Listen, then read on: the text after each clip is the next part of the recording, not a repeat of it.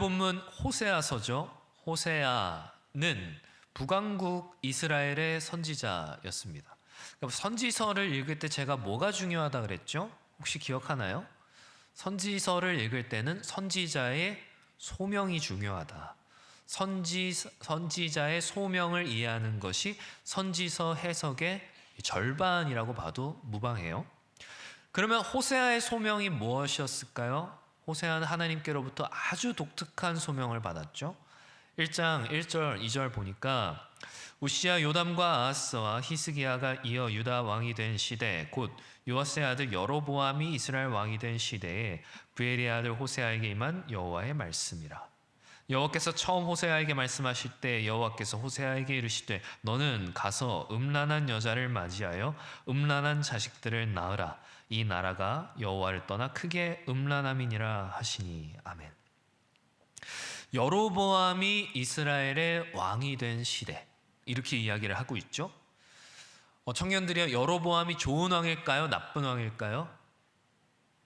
일단 성경에는 좋은 왕보다는 나쁜 왕이 더 많아요. 그러니까 목사님이 물어보는데 잘 모르겠다. 그러면 일단 나쁜 왕으로 찍는 게 맞아요. 그리고 우리가 성경을 잘 모른다 그래도 이 여로보암의 우상숭배는 아주 유명하죠, 사실. 그러니까 지금 이 시기는 어떤 시기냐? 굉장히 우상숭배가 만연한 이스라엘의 죄악이 아주 큰 그 시기였다라는 거예요. 북이스라엘이 크게 범죄하고 우상을 숭배하던 그때 하나님께서 호세아 선지자에게 소명을 주시죠. 어떤 소명이요? 너는 가서 음란한 여인을 아내로 맞아 음란한 자식을 낳아라. 이게 호세아의 소명이라는 거예요. 황당하죠? 우리 지난주에 무슨 특강 들었어요? 훌륭한 믿음의 선배 커플들을 모시고 많은 좋은 이야기들 나누었죠. 근데 만약 여러분 이런 소명 받으면 어떨 것 같아요? 음란한 배우자를 맞아 음란한 자녀를 낳아라. 이게 지금 하나님이 하실 말씀이냐라는 거예요. 이건 우리가 단순히 개인적인 부르심이라고 생각해서는 안 돼요. 호세아 한 사람의 인생을 자꾸 보면 이거는 지금 말이 안 되는 처사죠. 근데 이거는 이 호세아서는 선지서예요. 하나님의 계시적 사건인 거죠. 그러면 하나님의 계시적 사건이라면 이걸 통해서 하나님께서 우리에게 뭘 말씀하고자 하시는가? 우리는 그걸 주목해서 봐야 한다는 겁니다. 그게 뭐예요? 2절 다시 보니까 이 나라가 여호와를 떠나 크게 음란함이라. 이 나라가 지금 하나님을 떠나서 음란하였다. 이게 핵심인 거예요. 청년들이여, 나라가 어떻게 음란할 수 있어요? 나라가 어떻게 간음할 수 있어요? 나라는 인격이 아니잖아요. 나라는 생명체가 아니란 말이에요. 이건 비유적 표현이죠. 이 나라 백성들이, 이 나라의 구성원 전체가 하나님을 떠났다는 거예요. 근데 그게 왜 음란함이에요? 그게 왜 간음이에요? 왜냐하면 이 나라, 이 백성은 원래 하나님만 사랑해야 하는 책임이 있었기 때문이죠. 하나님의 백성이기 때문이죠. 하나님의 나라의 하나님의 백성이 하나님을 사랑해야 하는 책임을 버리고 하나님을 떠났기 때문에 그게 간음이고 그게 음란이고 쉽게 말하면 불륜인 겁니다. 그걸 이제 오늘 본문에서는 뭐라고 이야기를 하는 거예요? 묵은 땅이라고 이야기하는 거예요. 청년들이 묵은 땅은 뭘 말해요? 방치된 땅이죠. 오래된 땅이죠. 손길이 닿지 않은 지 아주 오래된, 관리가 안 된 땅을 말하죠. 이게 지금 누굴 가리키는 표현일까요? 이 묵은 땅, 하나님의 백성. 그런데 하나님을 떠난 백성, 이스라엘을 가리키는 거죠.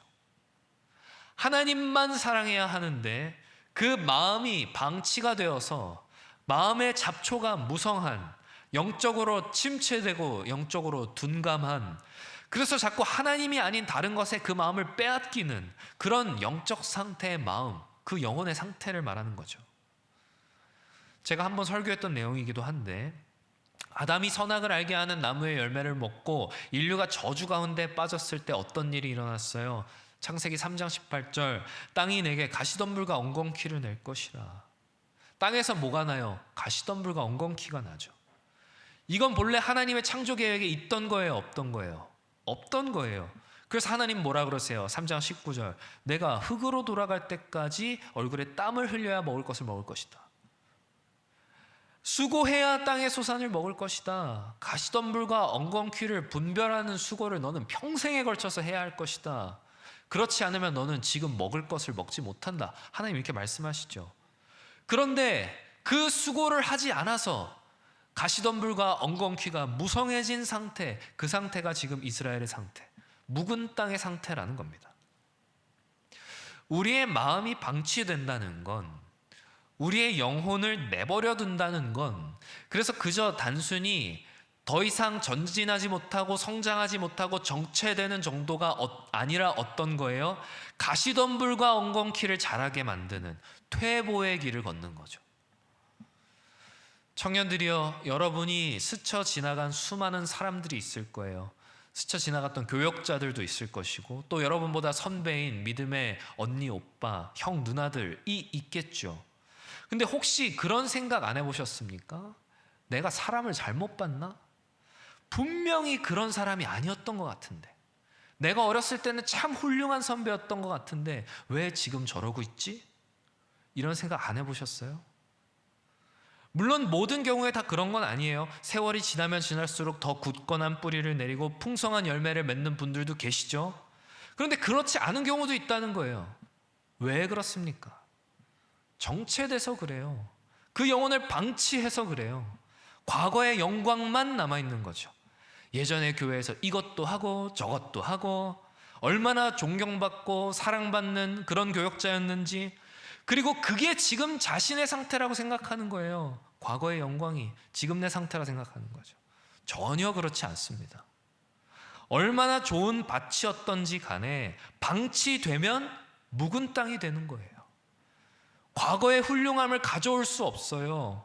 과거의 영광만으로 오늘 나의 영적 상태를 말하려 한다면 그건 교만이고 오만이고 그건 외식하는 거나 마찬가지죠. 아마 저한테 이 얘기 들었던 청년들이 꽤나 많이 있을 것 같은데, 저는 여러분들이 얼마나 많은 사역을 하느냐에 큰 관심이 없어요. 여러분 한 사람 한 사람에게서 봉사를 얼마나 뽑아낼까, 그거에도 별로 관심이 없어요. 저한테 별로 중요하지 않아요.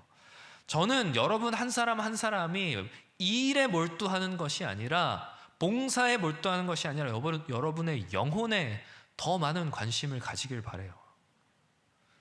이 공동체는 여러분의 영혼을 기경하는 일을 돕는 곳일 뿐, 냅두면 알아서 자동으로 트랙터가 지나가는 곳이 아닙니다.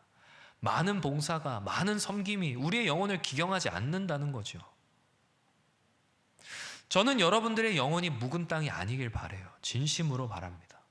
한때 좋은 땅이었을 때를, 그때를 되새김질하면서 아무것도 먹지 않고 배부르다 착각하는 자들이 아니길 바라는 거예요. 그러기 위해서 우리는 먼저 우리의 마음밭을 갈아엎어야 되는 거죠. 잡초를 제거해야 되는 거죠. 하나님과 나 사이를 가로막는 장애물들을 제거해야 하는 거죠. 여기엔 뭐가 필요해요? 수고가 필요해요. 노력이 필요해요. 죄악된 생각과 습관, 마음과 말, 행동 모두 하나하나 살피고, 그 가운데에서 하나님과 나 사이를 멀게 하는 것이 무엇인지를 찾고 그것을 없애버려야 하는 거죠. 쉬울까요? 어려울까요? 쉽지 않아요. 여러분 묵은 땅 갈아엎어 봤어요? 그거 해봤어요? 흙이 마치 꼭 돌처럼 딱딱하게 굳어서 쟁기가 잘 들어가지도 않아요. 오래 묵혀두면 오래 묵혀둘수록 갈아엎는 건 더 어려워져요. 더 단단해지고. 우리 영혼도 마찬가지죠. 방치된 기간이 길어질수록 그걸 회복하는 데는 더 많은 수고와 더 많은 노력이 들어간다는 거예요. 청년들이요, 지식은 남아요. 헌신도 남아요. 그런데 여러분에게 아무리 빛나는 성경에 대한 지식과 아무리 호화로운 성경적 어떤 신앙적 경험들이 있다고 하더라도 그게 방치가 되면 잡초와 엉겅퀴, 가시더미가 생겨난다는 거예요. 아무리 많은 지식이 있든 아무리 대단한 헌신을 하든 뒤집어 엎어줘야 됩니다. 초기화를 시켜줘야 되는 거예요. 그래야지만 거기에 무엇이든 심길 수 있고 무엇이든 잘할 수 있는 거죠. 그래서 먼저는 성령의 도우심을 구해야 되는 거예요. 우리 안에 모든 잡초를 태우는 성령의 불이 우리의 영혼을 하나님 앞에 발가벗길 수 있도록, 이 과정에서 과거의 유산을 부여잡으면 끝입니다. 절대 돌이킬 수 없어요. 우리의 과거의 유산은 이미 현재의 욕망과 세상의 염려와 이미 섞여버려서 부둥켜 있는 무언가가 돼버렸기 때문이죠. 저라고 다르지 않아요. 그런 사역자분들 저 많이 봤어요. 자신이 옛날에 사역했던 그 패턴, 시대가 바뀌고 대상이 바뀌었는데 여전히 그 텐션과 그 템포를 가져가면서 사역하는 분들, 양들을 더 풍성하게 만드는 것이 아니라 지쳐 쓰러지게 만드는, 혼자만 달려가는 그런 사역자 되지 않도록 저도 열심히 노력하고 있어요. 부족하지만, 여러분이 어떻게 느낄지 모르겠지만. 그래서 오늘 이 말씀은 사실 저를 위한 말씀이기도 하죠. 성령의 도우심이 있어야 됩니다. 하나님께서 여러분의 자랑거리 하나쯤은 남겨두셨으면 좋겠죠. 모조리 태우면 아깝잖아요. 나 옛날에 이렇게 위대한 사역들도 했었는데, 예쁜 꽃도 있고 거기엔 관목도 있는데, 여러분의 빛나는 과거의 영광이 있는데, 이제 막 다시 어린아이로 돌아가서 걸음마부터 하려고 하면 수준에 안 맞잖아요. 저들하고 나랑 신앙의 연수가 다른데. 근데 여러분, 하나님이 그걸 기뻐하실지 한번 생각해 보시라는 거예요. 하나님께서 우리 스스로가 어리석은 자로서 지혜로운 하나님 앞에 나오는 걸 원하실까요? 아니면 우리의 어리석은 지혜를 다른 사람들 앞에 뽐내는 걸 원하실까요? 조금만 생각해 보면 답이 나오는 거죠. 하나님께서 우리 영혼에 예수 그리스도의 핏값주로 산 생명을 넣어 놓으셨는데, 우리가 그 밭을 기경하지 않아서, 다른 이들은 누군가는 거기서 아름다운 꽃밭을 일구고 있는데 내가 그걸 기경하지 않아서 그저 먼 옛날에 튀었던 꽃송이만 쳐다보고 있는다면 그건 너무 슬픈 일이지 않아요? 그건? 요즘에 다들 스마트워치를 차지만, 저도 차고 있지만, 사실 진짜 비싼 시계는 애플워치 이런 게 아니죠. 오토매틱 시계예요. 수백만 원, 수천만 원, 심지어는 억 단위까지 하죠. 그런데 그 오토매틱 시계 가만히 쳐다보고 있으면 멈춰 있단 말입니다. 왜 그래요? 그 안에 들어가는 무브먼트는 손목에 차고 움직여야 작동하기 때문이죠. 우리 영혼도 마찬가지입니다. 아무리 예수 그리스도의 핏값으로 산 바한들, 아무리 억만금을 주고 살 수 없는 보배로운 가치의 우리의 영혼이라 한들 성실하게 기경하지 않는다면 멈춰서 있는, 그건 고장난 거나 마찬가지라는 거예요. 움직이지 않으면 죽은 겁니다. 북이스라엘 상황이 딱 그랬어요. 자기들은 하나님의 백성이다라고 하는, 이스라엘이라고 하는 이름만 남아있는, 과거의 영광에 사로잡혀서 한 발자국도 나아가지 못하는 자들이었죠. 그래서 하나님께서 호세아 선지자를 통해서 말씀하시는 거예요. 뭐라고? 지금이 곧 여호와를 찾을 때다. 지금이에요. 지금 하나님께서는 지금 우리를 부르고 계세요. 과거에 머무르는 묵은 땅이 아니라 지금 하나님을 찾는 자들이 되기를 원하시는 거죠. 단지 북이스라엘만을 말하는 것이 아닙니다. 오늘날 우리에게도 말씀하시는 하나님의 음성이에요. 청년들이여, 신앙이라는 건 거짓말을 하지 않아요. 매일 회개의 눈물로 땅을 적셨는지, 손바닥에 핏방울이 묻혀질도록 내 영혼의 쟁기질을 했는지 안 했는지, 과거에 찬란했던 꽃송이라 할지라도 내 손으로 갈아엎어서 내 마음에 그걸 비료로 주었는지 아닌지 확실하게 드러나요. 열매로 나타나는 거죠. 그리고 그 열매가 하나님 나라입니다. 하나님 나라라고 하는 건 어떤 추상적인 개념이나 형이상학적인 뭔가가 아니에요. 실체가 없는 그저 말뿐인 하나님 나라 말뿐인 뭔가가 아니란 말이에요. 하나님 나라를 누린다고 하는 건, 천국을 살아간다라고 하는 건 단지 개념적인 것이 아니라는 말이에요. 하나님 나라는 아주 실제적이고 구체적인 우리의 삶이에요. 하나님의 뜻에 따른 통치를 받는 거죠. 그래서 또 다른 말로는 성령 충만이라고도 하는 거죠. 하나님 나라를 살아가는데 성령 충만하지 않다? 이런 건 없어요. 성령은 충만한데 하나님 나라를 못 누린다? 이런 건 없다라는 거예요. 왜? 성령에 충만한 것이 하나님 나라를 사는 거니까. 하나님 나라를 살기 위해서는 뭐가 필요해요? 성령의 충만함을 받기 위해서는 뭐가 필요해요? 우린 뭘 해야 돼요? 4장 12절 보니까 이렇게 돼 있죠. 히브리서 4장 12절. 하나님의 말씀은 살아있고 활력이 있어 좌우의 날선 어떤 것보다도 예리하여 혼과 영과 및 관절과 골수를 찔러 쪼개기까지 하며 또 마음의 생각과 뜻을 판단하나니. 다르게 읽으면 어떻게 될까요? 하나님의 말씀은 살아있고 활력이 있어 그 어떤 쟁기보다도 강력하여 우리의 묵은 땅과 같은 우리의 영혼을 갈아엎나니. 이렇게 읽을 수 있겠죠. 성경을 읽어라, 말씀을 읽으세요. 제가 이렇게 자꾸만 말씀을 강조하는 건 목사가 돼서 할 말이 그거밖에 없어서가 아니라, 피상적이고 형식적인 결론을 설교 가운데 얼른 가져오기 위해서가 아니라, 정말 진심으로 이것만이 우리의 영혼의 유일한 유익이기 때문이에요. 아무리 여러분이 즐거운 여가 활동을 한다 한들, 아무리 사람들과 인격적인 교제를 여러분이 누리며 산다 한들, 아무리 맛있는 음식을 먹고 아무리 좋은 곳을 간다 한들, 그게 우리의 영혼을 유익하게 하지 않는다라는 거예요. 육신은 유익하게 할 수 있겠죠. 영혼은 아니라는 겁니다. 왜요? 하나님 나라는 먹고 마시는 데 있지 않기 때문이죠. 바울도 말하잖아요. 하나님 나라는 먹는 것과 마시는 것이 아니요 오직 성령 안에 있는 의와 평강과 희락이라. 의와 평강과 희락을 어디 안에서 얻는다고요? 성령 안에서 얻는다고요. 성령 안에서 의와 평강과 희락을 얻는다는 게 뭐예요? 그게 뭐예요? 바울이 이어서 이야기하죠. 15장에서 무엇이든지 전에 기록된 바는 우리의 교훈을 위하여 기록된 것이니 우리로 하여금 인내로 또는 성경의 위로로 소망을 가지게 함이니라. 이제 인내와 위로의 하나님이 너희로 그리스도 예수를 본받아 서로 뜻이 같게 하여 주사 한 마음과 한 입으로 하나님 곧 우리 주 예수 그리스도의 아버지께 영광을 돌리게 하려 하노라. 아멘. 성령을 통해서 그리스도를 본받아 서로 뜻이 같아지는 것, 그게 의와 평강과 희락을 누리는 거예요. 세상이 줄 수 없는, 공동체 안에서 누리는 거죠. 하나님의 나라는 결코 개인적으로 누릴 수 없는 거예요. 성경은 단 한 곳에서도 개인적인 하나님 나라를 이야기하는 곳이 없어요. 우리가 어떻게 이 땅에서 하나님 나라를 누려요? 성령께서 우리를 이끄시는 바, 성경을 통하여 우리가 위로와 소망을 얻어서 예수 그리스도를 본받게 하시고, 이를 통해 하나님 나라 공동체의 뜻이 하나 되게 하는 거죠.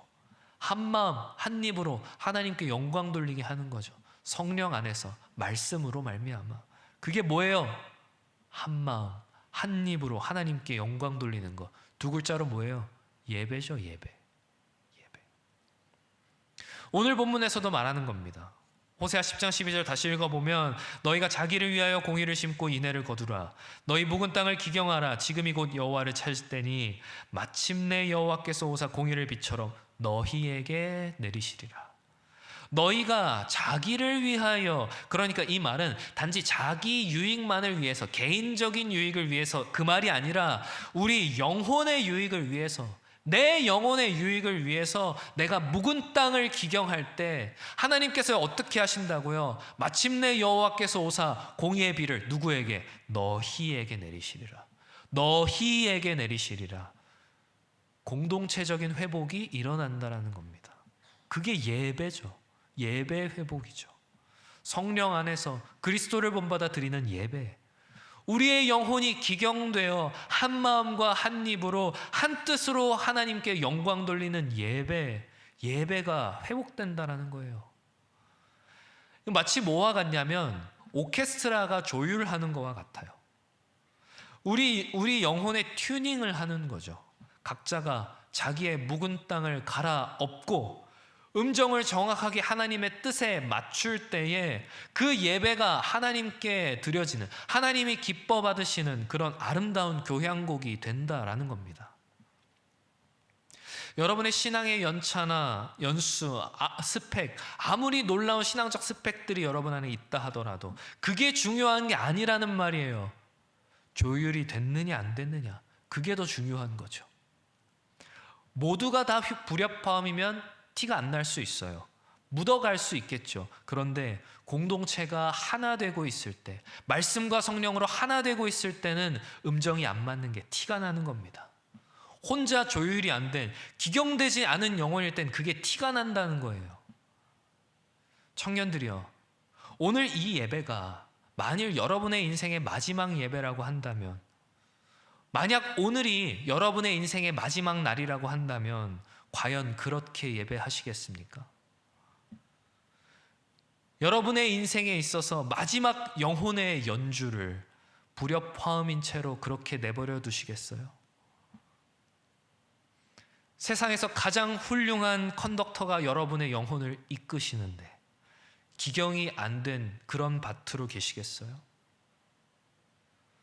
여러분의 매일의 성경 읽기는 악보를 읽는 것과 같고, 여러분의 매일의 기도는 지휘자의 지시를 따르는 것과 같죠. 우리는 서로 사랑하면서 화음을 맞추고 서로 섬기면서 박자를 맞추어야 되는 거예요. 예배라고 하는 것은 여러분이 혼자 코인 노래방에서 막 부르는 것처럼 그런 독창이 아닌 하나님 나라의 심포니라는 겁니다. 오늘 여러분의 영혼을 향하여 들려지는 하나님의 지휘봉에 여러분의 마음을 주목하셔야 돼요. 과거의 앵콜이, 과거의 나의 연주를 향한 그 박수가 오늘 나의 연주를 만드는 게 아니에요. 성령의 지휘에 맞추어서 성경의 악보를 따라 하나님 나라의 하모니가 우리의 예배 가운데 가득해야 한다라는 거죠. 하나님께서 저 하늘문을 여시고 천상의 박수갈채인 공의의 비를 우리 가운데 내리심으로써 하나님은 우리의 인생을 세상 그 무엇보다 빛나는 무대로 만들어 주실 거예요. 지금이 중요해요. 지금이. 내일은 없어요. 오늘이 마지막인 것처럼 우리는 우리의 영혼을 조율해야 합니다. 그때 우리의 삶은 하나님께 영광 돌리는 아름다운 오라토리오가 될 거예요. 사랑하는 청년들이여, 말씀을 맺으려 합니다. 우리의 영혼은 연약하죠. 하룻밤 만에 자라나는 잡초처럼 날마다 가꾸지 않으면 쉽게 묵은 땅이 되어버려요. 목사라고 다르지 않아요.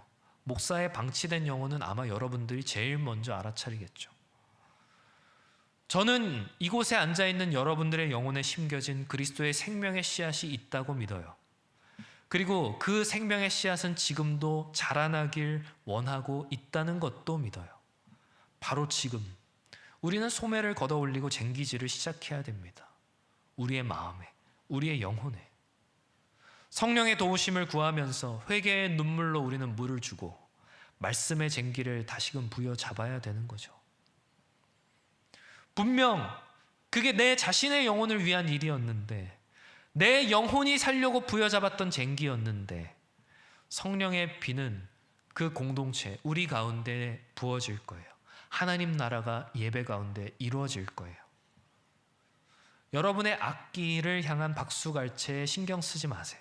사람들의 칭찬과 평가에 목숨 걸지 마세요. 아무리 세계적인 바이올리니스트라도 무대에 오르기 전에 반드시 그 악기를 조율하는 것처럼 우리는 항상 묵은 땅을 기경해야 하는 거예요. 그래야 예배 가운데서 하나님 나라를 누릴 수 있습니다. 사랑하는 청년들이여, 부디 바라옵기는 지금 여러분들의 그 영혼이 말씀과 성령으로 기경되어서 하나님 나라를 누리는, 예배하는 복된 인생을 사는 그런 주의 청년들 다 되시기를 주님의 이름으로 축원합니다.